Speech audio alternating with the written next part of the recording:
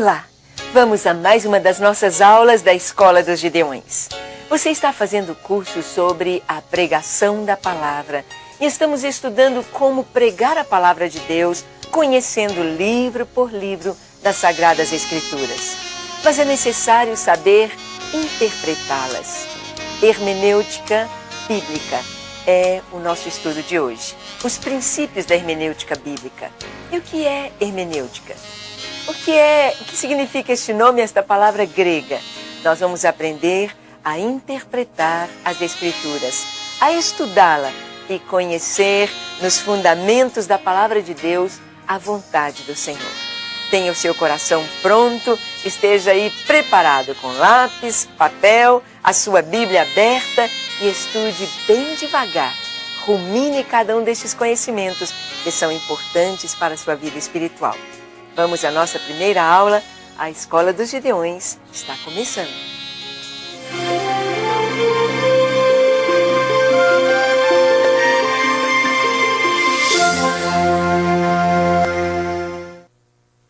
Bem, nós vamos então estudar princípios de hermenêutica.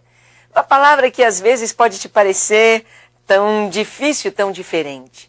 Mas esta palavra é uma palavra grega e se origina de um dos deuses da mitologia grega. Vamos ver então o que significa hermenêutica. A palavra hermenêutica vem da língua grega, hermeneia, que significa comunicação, ato de interpretar, traduzir e atualizar a mensagem de um texto. Então, hermenêutica significa comunicação, o ato de interpretar. Nós sabemos que a comunicação é algo muito importante. Muitas vezes você fala alguma coisa com alguém e tudo é levado em conta. O modo como você fala, a entonação de voz, gestos, tudo isto pode ser mudado na cabeça da pessoa que está ouvindo. Então a comunicação é fundamental. A palavra de Deus foi escrita, foi inspirada pelo Espírito Santo. E o Espírito Santo ele nos fala de uma maneira muito real, mas nós precisamos compreender o que o Senhor está nos dizendo. O termo grego de hermenêutica, hermeneia, está relacionado à mitologia grega. Esta atribuía a invenção da linguagem ao deus Hermes. Então, Hermes era o deus da comunicação. Hermes era o que falava, era o que interpretava a vontade dos deuses para os homens. E esta palavra hermenêutica, então, vem de Hermes. No contexto da passagem de Atos 14, versículo 12, tem-se o relato do fato do milagre da cura de um aleijado. Você conhece quando Paulo estava ali na cidade de Listra e havia aquele aleijado, aquele coxo, e o apóstolo Paulo viu que ele tinha fé para ser curado. Então ele olhou para ele e trouxe uma palavra de fé. Jesus Cristo te cura. E na mesma hora o aleijado se colocou em pé, começou a andar, a saltar, a glorificar o Senhor. E as pessoas da cidade de Listra afluíram para dizendo que Paulo e Barnabé eram os deuses gregos que se encarnaram e estavam ali entre eles. E chamaram Paulo de Mercúrio, Barnabé de Hermes. E queriam trazer sacrifícios para eles. Porque exatamente um falava, o outro estava sendo usado pelo Senhor na operação de maravilhas. Nesta ocasião, as multidões da cidade de Listra pensavam que os apóstolos fossem deuses que se haviam encarnado e deram-lhe os nomes de suas divindades gregas. Vamos ver que você pode conferir isso na sua Bíblia em Atos capítulo 14, quando Paulo e Barnabé foram confundidos com deuses gregos. Paulo, então, rasga suas vestes, mostra o seu peito nu, dizendo, não façam isto, somos homens. Isto que aconteceu foi no poder do Deus de Israel. Foi no poder de Jesus Cristo, Jesus, o Messias, Jesus de Nazaré. A Barnabé chamaram de Zeus e a Paulo de Hermes, porque era ele quem trazia a palavra, conforme James Houston. Então, Barnabé era tido como Zeus e Paulo era tido como Hermes, ou seja, aquele que falava, aquele que trazia a palavra. Então aqui só para você compreender que esse termo hermenêutica, esta palavra que muitos dizem, ai, o que é isso? O que eu vou estudar? O que significa hermenêutica? É a arte de interpretar.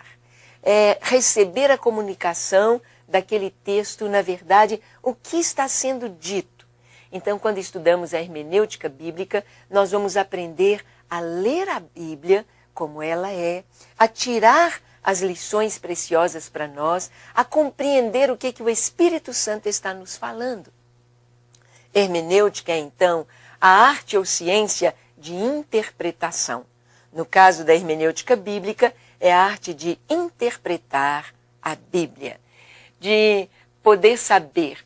Durante um tempo, principalmente na Igreja Católica Romana, eles diziam que o povo não tinha condições de interpretar a Bíblia. Que a plebe, ou seja, os leigos que não estudaram grego, que não estudaram hebraico, as línguas originais da Bíblia, não tinham condição de ler a palavra de Deus e de entender o que o Senhor estava falando. Mas nós sabemos que isto não é verdade, porque pela própria Bíblia nós compreendemos que é o Espírito Santo é quem nos ensina. Quantas vezes você lê um texto e você na hora não compreende aquele texto? E ele fica guardado dentro de você e de repente você está fazendo alguma coisa, dirigindo o carro, você está no trabalho, ou você está 2, 3 dias depois que você leu aquele texto e vem a luz. O Espírito Santo traz ao seu coração o significado, a interpretação daquele texto. Porque cada crente, cada cristão tem um Espírito Santo habitando em seu coração, habitando em seu espírito, e ele se comunica conosco. A primeira tarefa do intérprete é a exegese, ou leitura.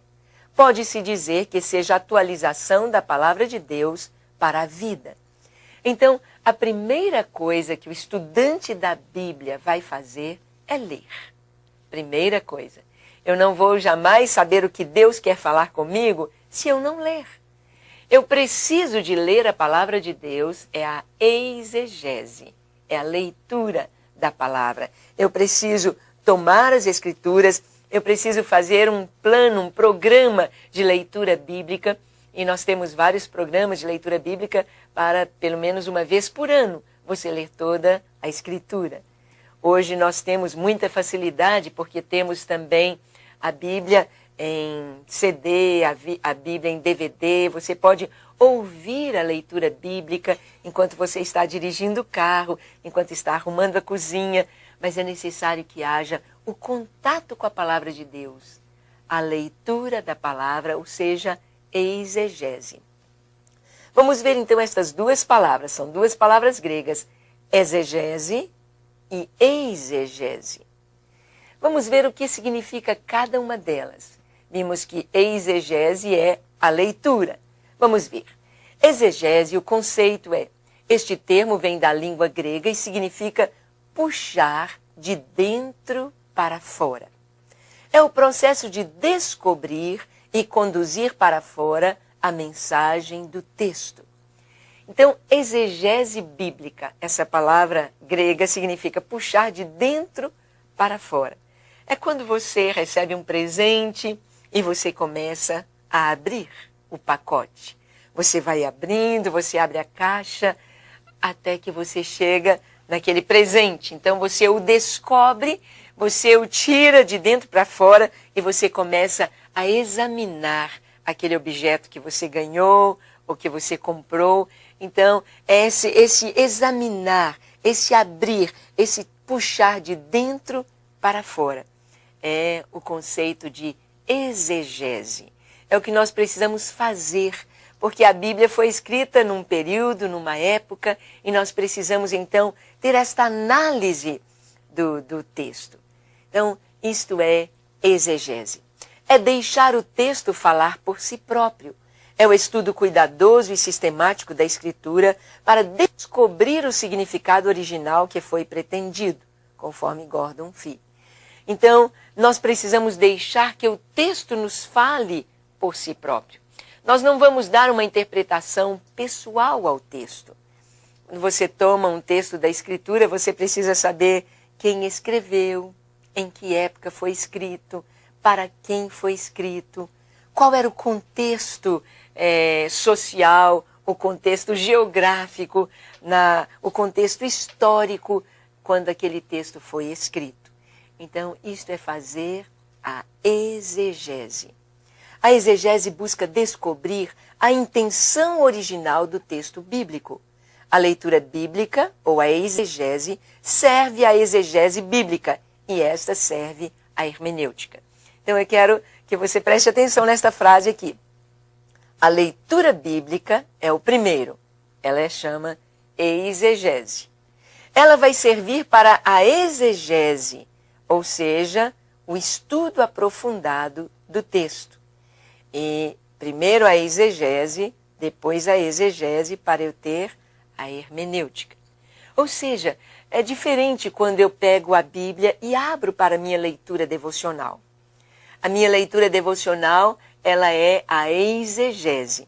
É quando eu tomo as escrituras, por exemplo, eu estou aqui com minha Bíblia aberta em Atos, capítulo 14, no texto quando Paulo e Barnabé foram a Icônio, a Listra, em sua viagem missionária. E quando eu apenas leio a Bíblia, eu estou fazendo a exegese. É a leitura bíblica. Eu preciso dela. Sem ela, eu não posso estudar. Agora, quando eu começo a estudar, a destrinchar o texto, a passar versículo por versículo, eu estou fazendo um estudo bíblico, eu estou fazendo uma exegese. Ok? Exegese, o conceito, então, a palavra de origem grega e significa entrar, conduzir para dentro. É o momento de entrada ao texto bíblico, constitui-se em sua leitura. Este momento requer algumas atitudes que precisam ser verificadas com atenção. Por exemplo, vamos ver essas atitudes. Então, para que fique bem claro, estamos indo bem devagarinho para que você compreenda que a interpretação da Bíblia, eu preciso primeiro ir ao texto, exegese. Depois eu vou puxar de dentro para fora, analisar este texto, é a exegese. Para a leitura bíblica, eu preciso ter algumas atitudes. Vamos vê-las? A exegese deve-se ir ao texto sem preconceitos formados a respeito do que se vai ler. É o primeiro. A leitura do texto bíblico deve ser vista como um passeio num lindo bosque cheio de flores e cachoeiras. Ou seja, eu vou ao texto sem a minha mente direcionada. Por exemplo, quando eu vou dar um passeio, estive há poucos dias na cidade de Araxá, e quando você chega numa cidade pela primeira vez, você vai fazer um passeio turístico. As pessoas vão te mostrar, aqui é tal praça, aqui é tal fonte, aqui é isto, aqui é aquilo. Então, esse passeio turístico pelas Escrituras eu tenho nesta leitura, que é a exegese. É como um passeio pelo bosque. E eu devo ir a este passeio, eu devo ir a esta leitura sem preconceitos formados. Sem ter nada, eu vou encontrar isto no texto que eu vou ler. Eu não vou analisar, eu não vou fazer um estudo, eu estou fazendo apenas a leitura bíblica. Então, isto é a exegese. Prosseguindo, vamos ver mais atitudes. Devemos nos abrir para surpresas maravilhosas que o bosque vai nos apresentar e não ficar parados em seu portão de entrada com medo de perigos imaginários. Então, quando eu leio a palavra de Deus, eu não vou ficar com medo de adentrar na palavra. Há pessoas que às vezes têm os seus preconceitos doutrinários, então elas têm medo de abrir a palavra de Deus. Por exemplo, quando o Evangelho chegou ao Brasil, chegou primeiro o cristianismo católico romano e cristianizou o Brasil. Apenas as pessoas tinham de se batizar e cumprir os sacramentos e pronto, estavam como cristãos. Mas nós sabemos que pela palavra de Deus é necessário que o verdadeiro cristão se alimente da palavra de Deus. E muitas coisas que entraram no catolicismo romano não estão na palavra de Deus. como, por exemplo, as imagens de escultura, fazer imagens, orar para os santos. Então era preciso que o povo conhecesse a Bíblia, o povo conhecesse a palavra de Deus.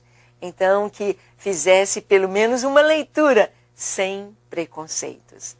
E esta leitura na palavra de Deus sem preconceitos já trazia o entendimento e ia trazendo também o desejo de conhecer mais da vontade de Deus nas Escrituras, a fazer-se uma exegese. Deve-se ir ao texto de forma integral, não apenas como exercício mental. Não podemos ir ao texto bíblico somente com o nosso espírito. Pelo contrário, nossa vida toda deve ser envolvida nesse processo de leitura e aproximação. Toda a existência pessoal deve compartilhar desse encontro com as Escrituras. Vamos ver então que a nossa ida às Escrituras, a nossa leitura, nós não podemos ir somente com o meu espírito, mas eu vou de uma maneira integral, a minha vida. Então, quando eu leio a palavra de Deus, as Escrituras, eu tenho de me ver dentro das Escrituras. Eu tenho de ver o meu casamento, meu relacionamento conjugal, meu relacionamento com os filhos. Eu preciso ver como eu estou diante de Deus no meu trabalho, na minha honestidade, na minha fidelidade, na minha alegria, nos propósitos, nas coisas mais simples, comer, beber, que tudo seja para a glória de Deus. Então, a leitura bíblica, ela vai me levar integralmente dentro das Escrituras. Ou seja, quando eu tenho contato com o Senhor e com a palavra de Deus, não é apenas o meu espírito, mas a minha mente, o meu corpo, o meu ser, a minha família, o meu país, então totalmente integrado na palavra. Deve-se ir ao texto com a realidade na qual estamos inseridos. Deve-se evitar leituras individualistas e egoístas. Precisa-se adentrar para o contexto da Bíblia, carregando consigo os outros e o mundo em que vivemos. Isto é muito importante na leitura bíblica. Nós entrarmos com a nossa realidade, a realidade brasileira, a realidade da nossa nação, não uma leitura para mim, uma leitura egoísta, mas eu preciso entrar na Bíblia carregando comigo o mundo e as pessoas que estão ao meu redor. A leitura bíblica, ela tem de me conduzir à prática das Escrituras. Eu tenho de ler a respeito do amor e eu tenho de ver o meu irmão, ver o pobre que bate à minha porta, ver o mendigo que chega no vidro do carro, ver essas pessoas como alguém que Deus está colocando no meu caminho para que eu possa abençoar. Abençoar com uma palavra, abençoar com uma oração, abençoar com uma ajuda material, abençoar. Eu tenho de ler a palavra de Deus, trazendo todo o contexto da minha vida, do mundo em que eu estou inserido, para ver o que Deus quer me falar. Deve-se ir ao texto buscando entendimento ou luz sobre o assunto estudado das Escrituras. Não vou ao texto porque sei, mas sim porque quero saber. Preciso conhecer Deus, sua vontade para a minha vida, para a igreja e a sua ação no mundo. Então, eu não vou ler as Escrituras porque eu sei, vou confirmar o que eu já sei. Eu vou porque eu quero saber. Eu devo orar, fala, Senhor, ao meu coração. Me ensine. Eu preciso conhecer Deus. E eu o conheço através das Escrituras. Conhecer a sua vontade, o que Ele quer para a minha vida, para a igreja e a sua ação no mundo. Então, as Escrituras me abrem um entendimento do passado, do presente e do futuro. É nisto que eu vou mergulhar ao fazer a leitura bíblica.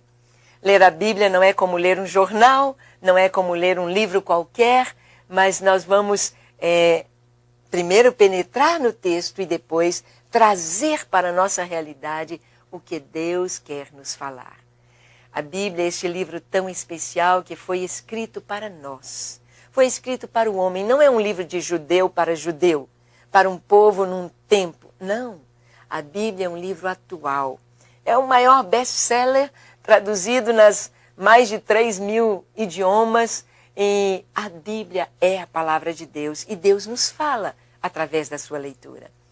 A exegese nos conduz à exegese. Vimos então, estamos batendo bem a tecla para você ter esta definição. Exegese significa puxar ou conduzir de fora para dentro. Exegese significa puxar ou conduzir de dentro para fora. Então, a exegese, a leitura, me leva dentro do texto. Quando eu começo a ler a Bíblia, eu começo a andar com Jesus, ver as pessoas vindo a Jesus, ouvir as suas parábolas, me assentar com ele junto às colinas do Mar da Galileia. Eu começo a ir com Jesus às festas, aí eu começo a caminhar com Paulo por suas viagens missionárias. Eu entro dentro do texto. E quando eu faço a exegese, eu trago o texto para a minha realidade.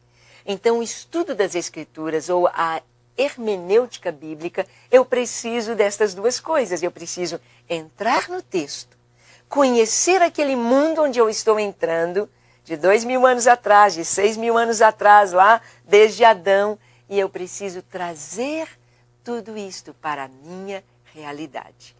Esta é a função da hermenêutica. Vamos ver, a Bíblia é um livro divino humano. Como livro divino, a Bíblia envolve os temas da revelação de Deus e dos seus propósitos para a humanidade, demonstrando a real inspiração dos seus autores pelo Espírito Santo.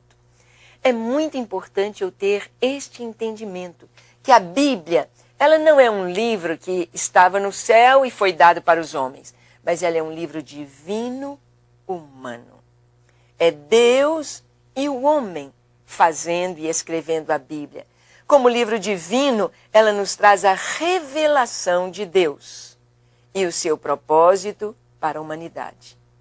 E como eu tenho a revelação de Deus com o seu propósito, eu tenho a inspiração que foi dada pelo Espírito Santo para os autores da Bíblia. Então, eu percebo que a palavra de Deus é este livro tão especial. Não é que Deus, em algumas partes realmente, Deus orientou, Deus ditou, escreve isto. Os 10 mandamentos, o Senhor diz, né? Não terás outros deuses diante de mim, não adulterarás, não matarás. Palavras diretas dos lábios do Senhor e escritas em pedra por Moisés. Há partes da palavra de Deus que são diretamente a palavra de Deus soprada, a inspiração, a revelação. Mas há muitas coisas nas Escrituras que estão em forma de histórias, de poemas, narrações.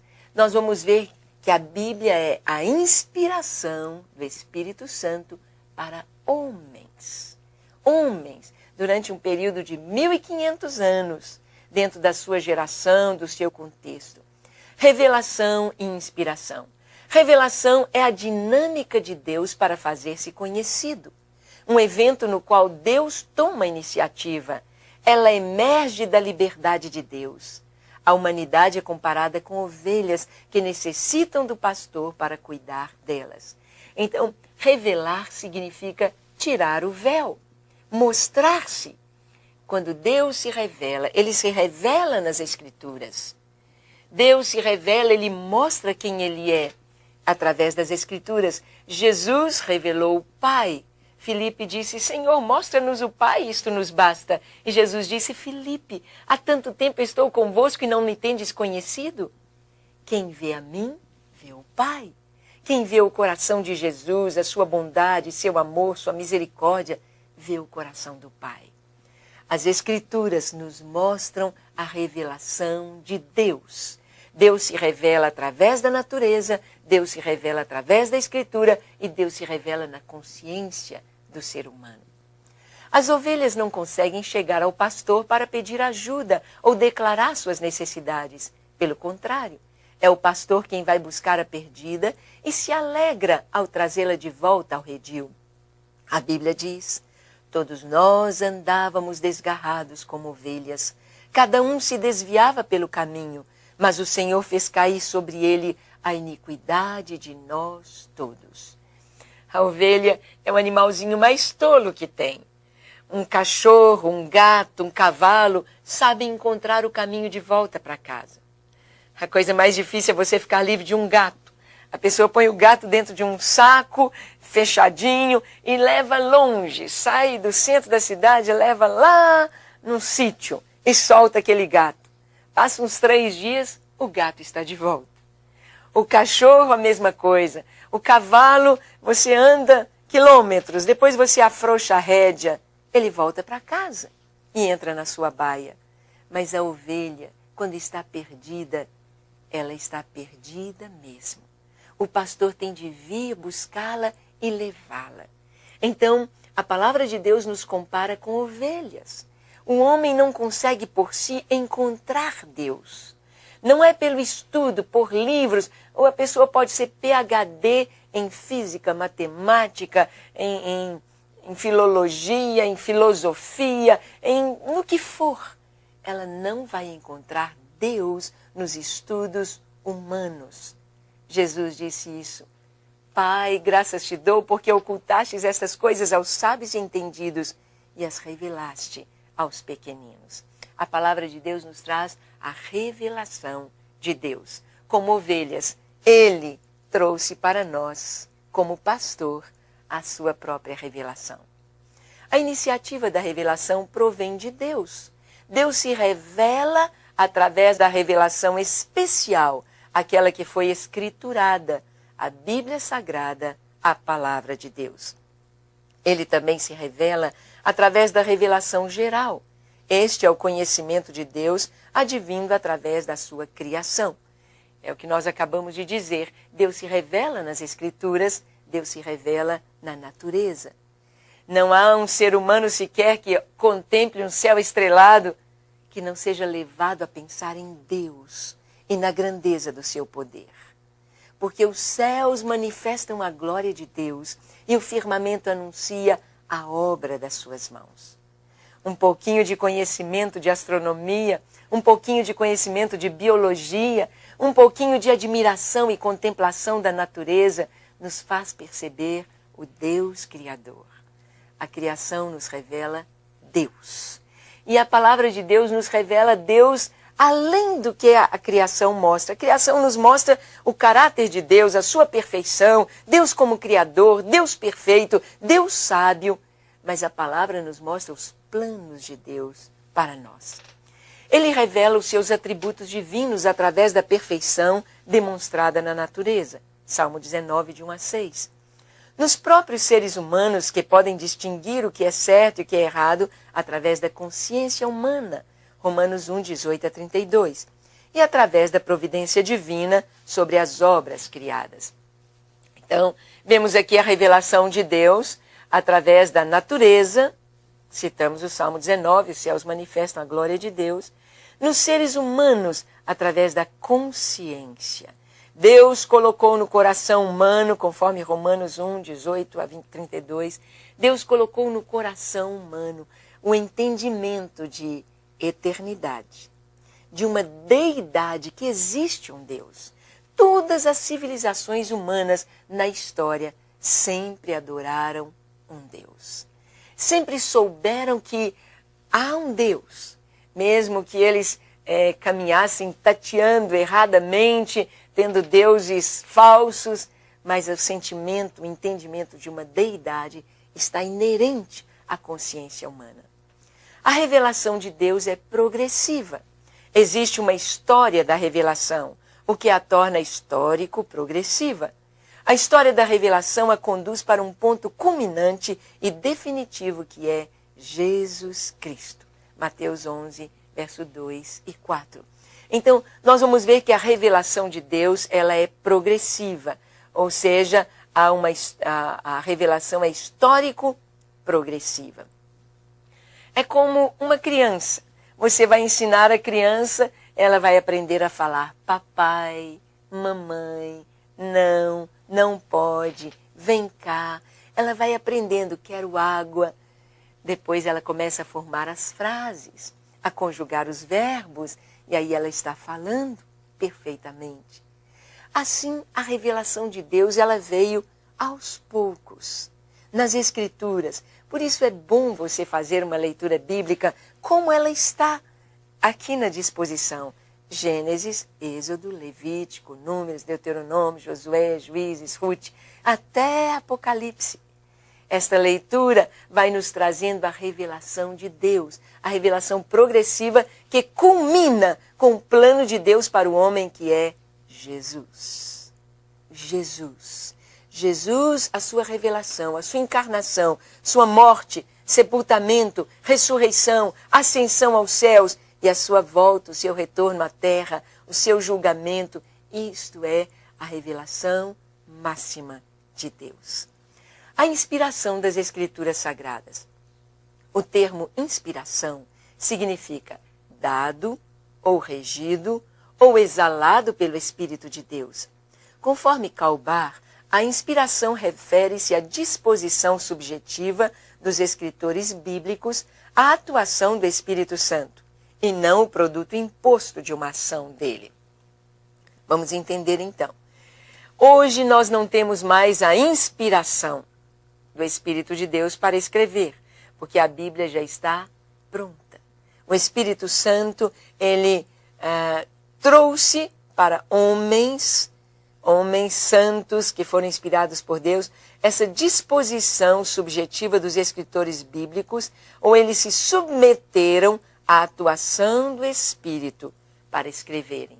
Mas o Espírito Santo, ele trouxe a palavra, ele trouxe a inspiração, respeitando cada um dos autores, respeitando a sua capacidade, a sua época, a sua geração, respeitando. Ou seja, é o Espírito de Deus cabendo dentro de nós e nos usando.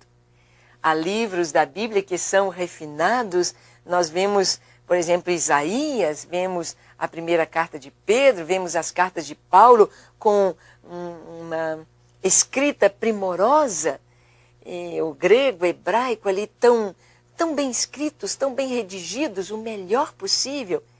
E vemos escritores bíblicos escrevendo de uma maneira mais simples, de acordo com o grau que eles tinham, mostrando que a Bíblia é divino-humana. O panorama histórico da leitura bíblica na época do Antigo Testamento. Vamos ver como eles liam a Bíblia. No princípio, a transmissão dos fatos se dava principalmente por via oral, passando de geração em geração. Mais tarde, o Senhor ordenou que fossem escritas as suas palavras em livros. Então, vamos ver como que era feita a leitura bíblica no começo desde o Antigo Testamento. No início, tudo era passado por via oral. Adão contou sua experiência para o seu filho Sete, que conta para os seus filhos, vão contando para os netos, para Noé, Noé passa para os seus filhos, e assim vai a transmissão oral até chegar em Moisés. Moisés, Deus já ordena, escreve. Escreve num livro. E o que está escrito fica preservado. Então, no início foi a transmissão oral. E é muito importante saber que essa transmissão oral, ela foi fidedigna, porque as pessoas viviam muito tempo. Adão viveu quase 1000 anos. Ele viu netos, bisnetos, tataranetos, tataranetos, várias gerações, por causa da sua longevidade. Prosseguindo, vamos continuar com o panorama histórico. O Êxodo e a Aliança Mosaica se tornaram no eixo central para a leitura da história do povo de Deus e para o entendimento dessa história. Êxodo 34, 27 diz: Disse mais o Senhor a Moisés: Escreve estas palavras, porque segundo o teor destas palavras fiz aliança contigo e com Israel.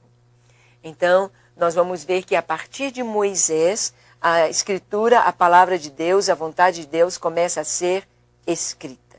Escreve estas palavras. Escreve esta aliança.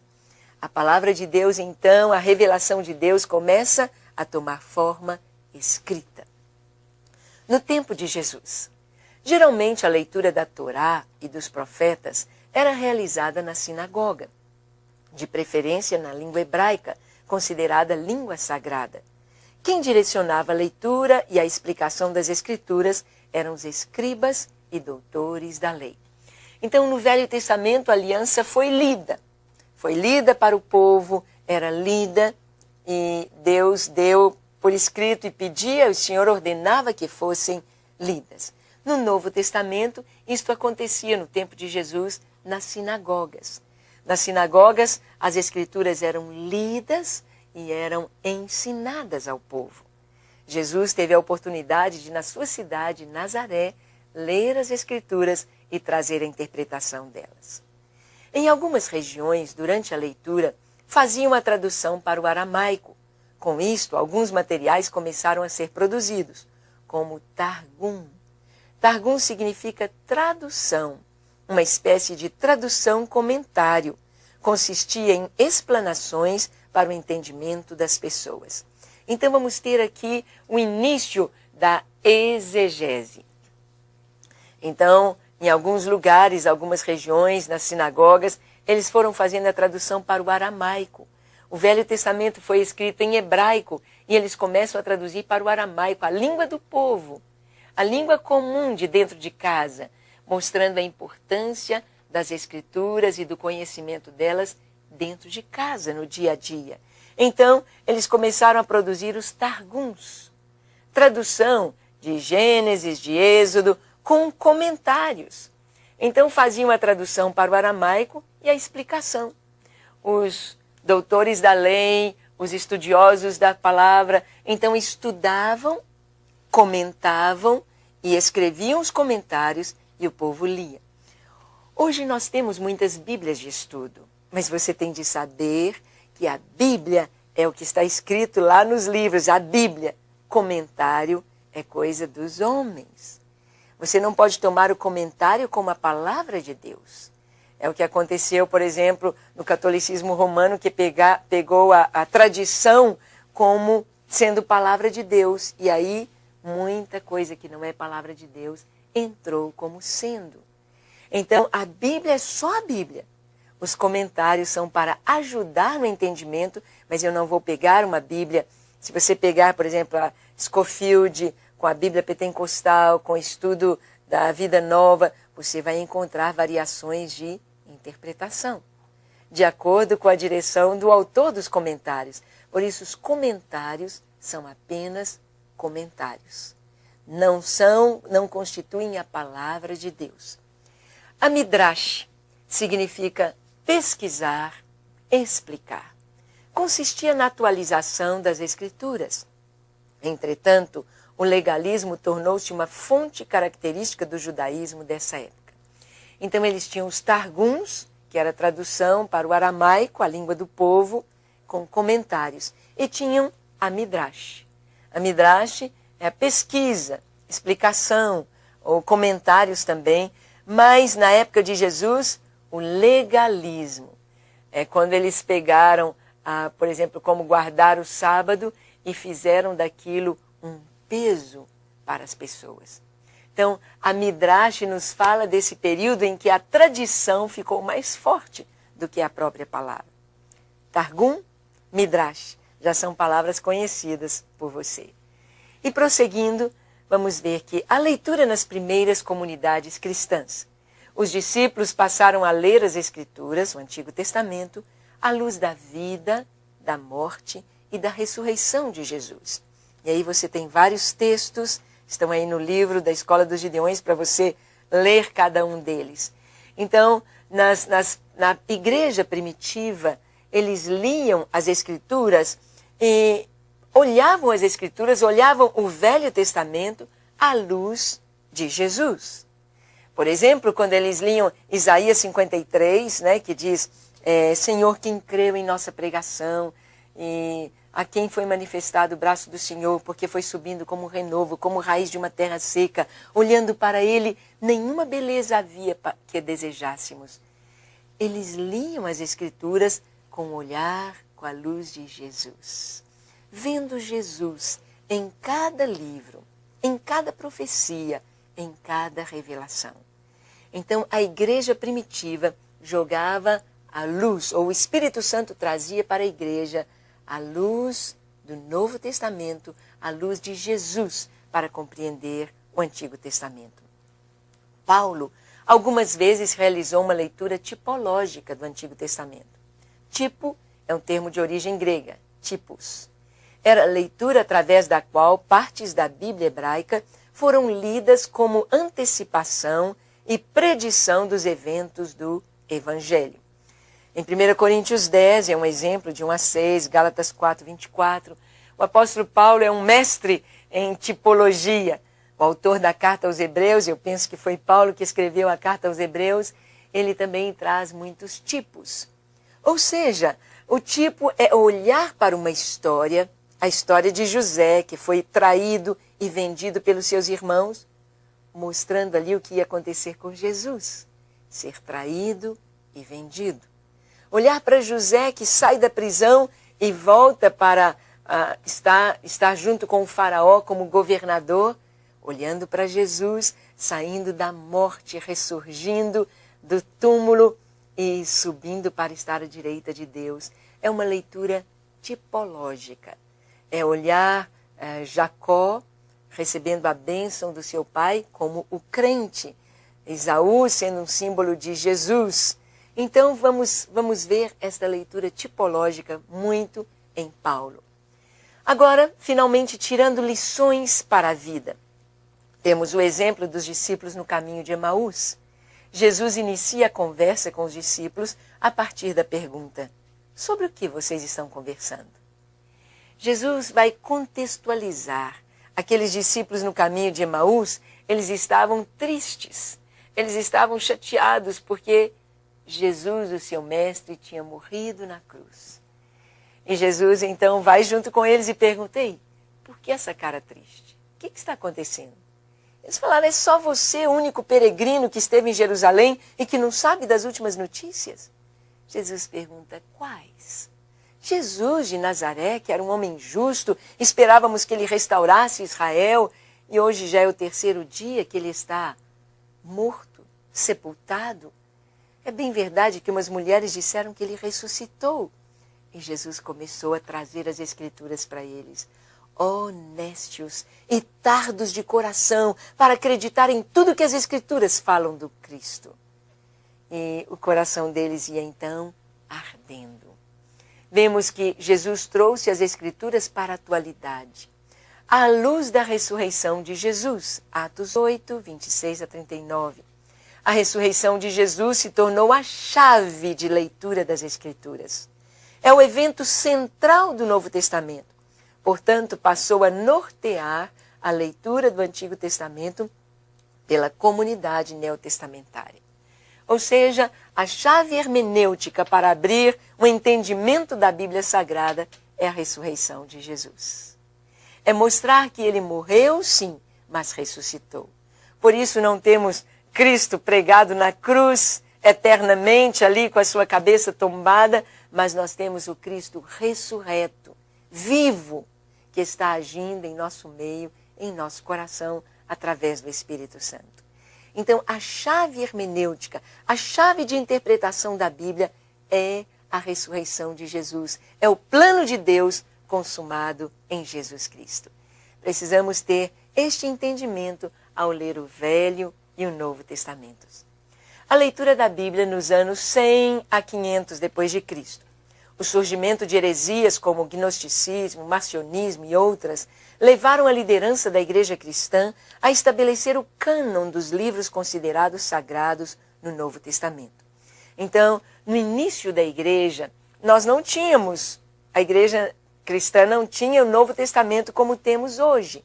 Eles tinham, mas vários livros, e foi feito então o cânon.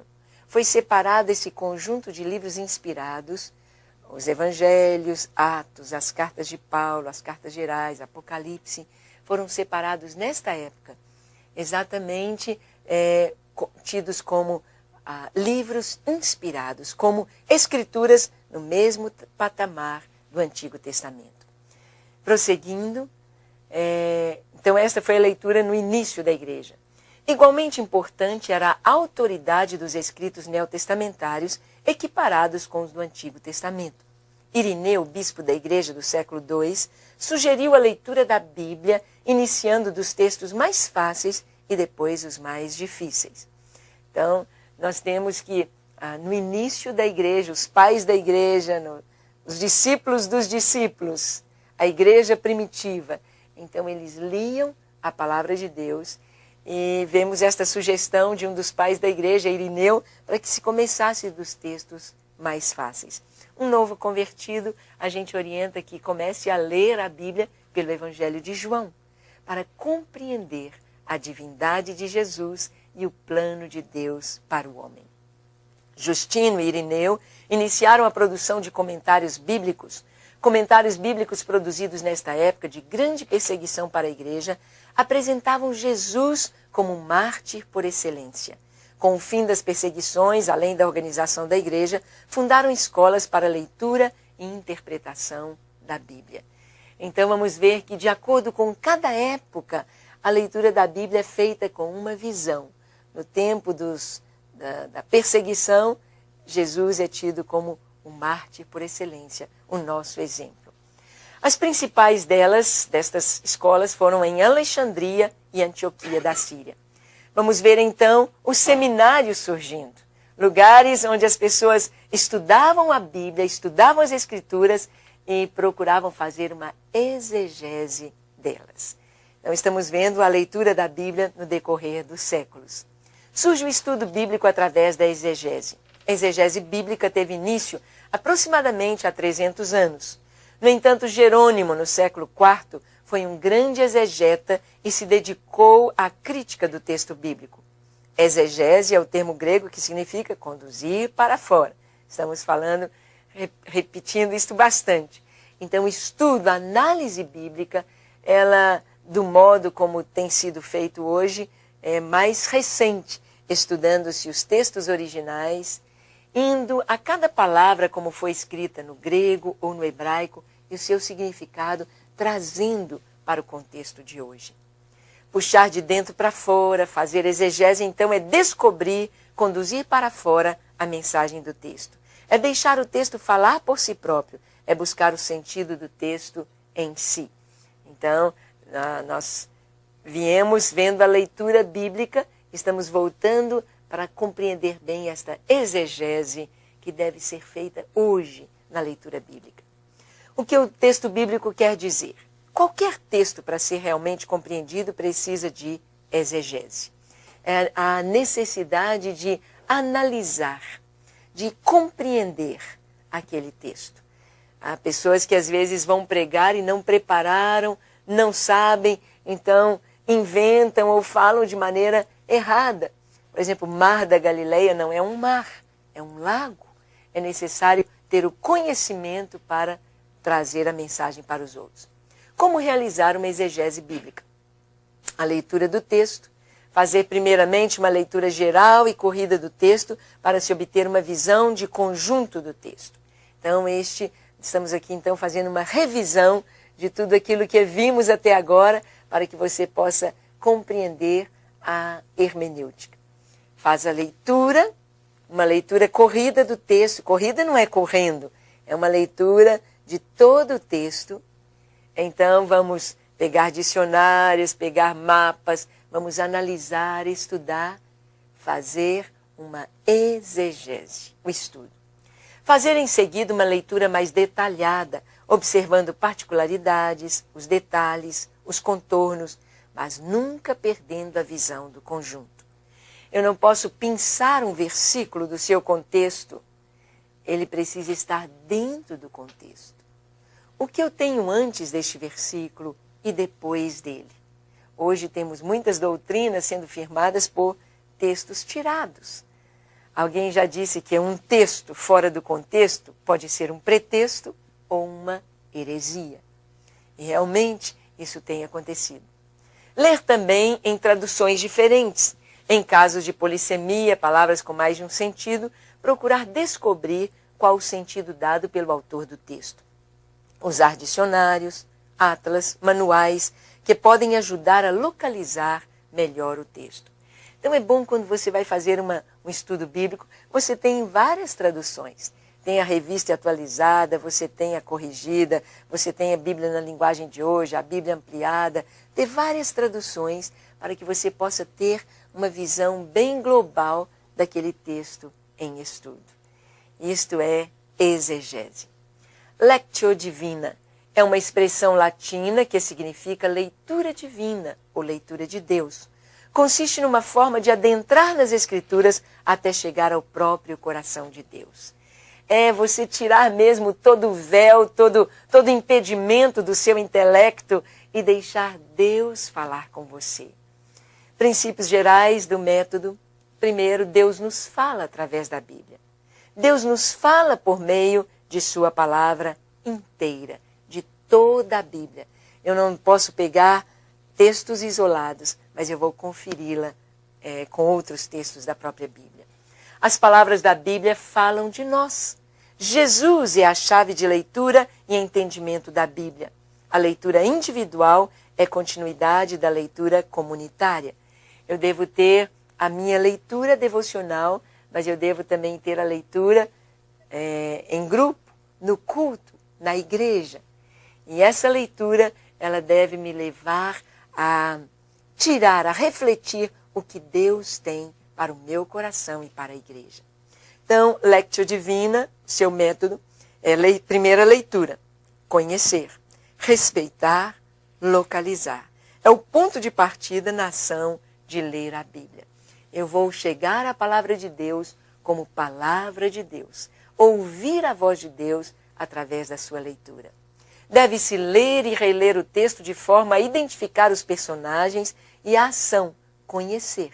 Pergunta-se pelo contexto, respeitar, e pelos destinatários para averiguar o que o autor quis dizer aos primeiros destinatários, localizar. Possui 3 níveis. Vamos rapidamente ver estes 3 níveis quais são. Primeiro, nível literário. É o aproximar-se do texto para analisar sua estrutura. Perguntas. Que recursos o autor utiliza? Qual o estilo literário do texto? Qual é o contexto? Então, estas perguntas precisam ser feitas no nível literário. Que livro é esse? Que o autor utilizou? Quais os recursos? Qual o estilo literário? É poesia, narrativa, história, carta? E qual é o seu contexto? Então, este é o primeiro nível. O próximo é o nível histórico. Pretende analisar a situação histórica do texto. Em que época se localiza a ação? Qual era a situação dos destinatários? Então, olhar dentro da história, conhecer a história. E o nível teológico. Buscar descobrir o que Deus queria dizer ao povo naquela situação histórica. A pergunta, qual a experiência de fé que o texto transmite? O que ele nos diz a respeito de Deus? Qual o significado dessa passagem no seu contexto?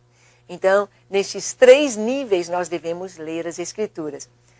Conhecer o nível literário, conhecer o nível histórico e o nível teológico. O que Deus quer falar comigo? Meditação, ruminar, dialogar, atualizar. Ajuda a descobrir o sentido daquilo que o Espírito quer comunicar hoje à sua igreja. A pergunta é, qual a mensagem que essa passagem das Escrituras tem para mim, ou para a minha comunidade, ou para a igreja local? Isto é a meditação. O que Deus quer falar comigo? O que esse texto tem a ver comigo?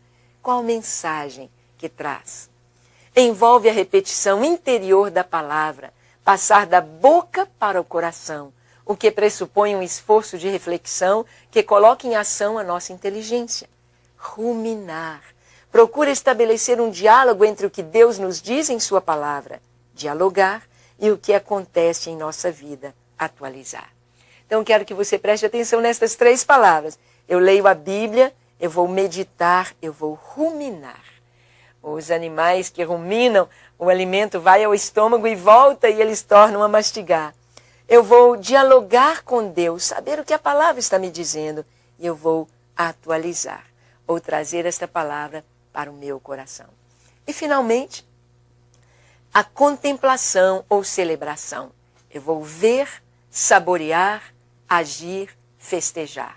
É quando o coração constrangido diante da grandeza de Deus e sensibilizado pela sua presença se deixa envolver por Ele e pela sua palavra. Sente e se delicia com o doce mel da voz do Senhor. A palavra de Deus, ela quer nos conduzir ao próprio Deus, ao coração de Deus. Então a leitura da Bíblia, o estudo da palavra de Deus deve nos levar ao coração de Deus. Esta palavra é como mel que escorre da rocha e nós devemos nos deliciar nela, nos alimentar dela e ter a nossa fé fortalecida. Que Deus te abençoe ricamente e que você possa tomar a hermenêutica, fazer a exegese, a leitura devocional da palavra, fazer exegese, estudos bíblicos e ter a sua fé fortalecida. Até a nossa próxima aula, se Deus quiser.